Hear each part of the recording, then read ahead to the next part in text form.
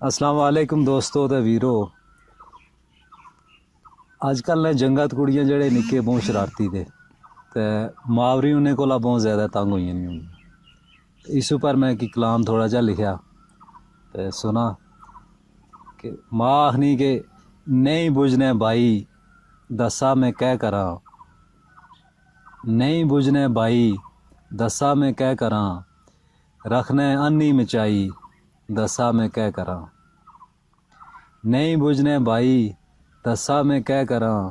रखने अन्नी मचाई दसा मैं क्या करा,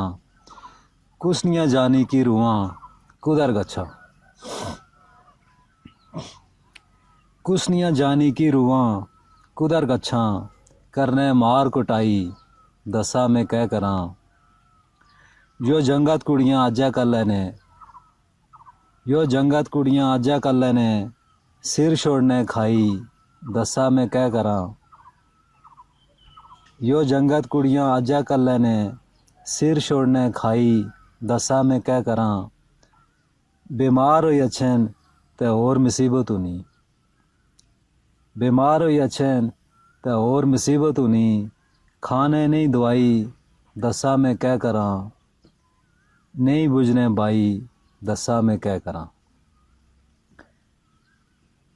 आगे घरें नहीं सफाई करनी तो वो फिर मतलब गंद फैलाई छोड़ने तो आखनी कि तार ते ठह नहीं ऊपर करी छोड़ने,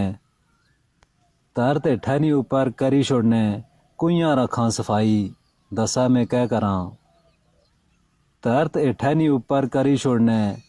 कुइयां रखा सफाई दसा मैं क्या करा, तो रोज़ नवा नवा की लोड़ने खादे क्या,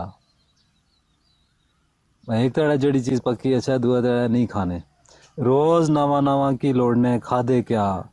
अंदर पैसा ना पाई दसा मैं क्या करा,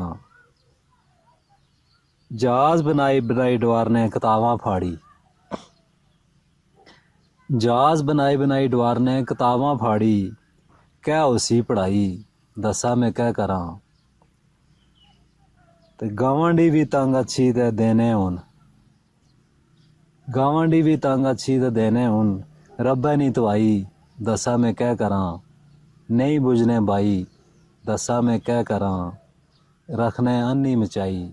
दसा मैं क्या करा।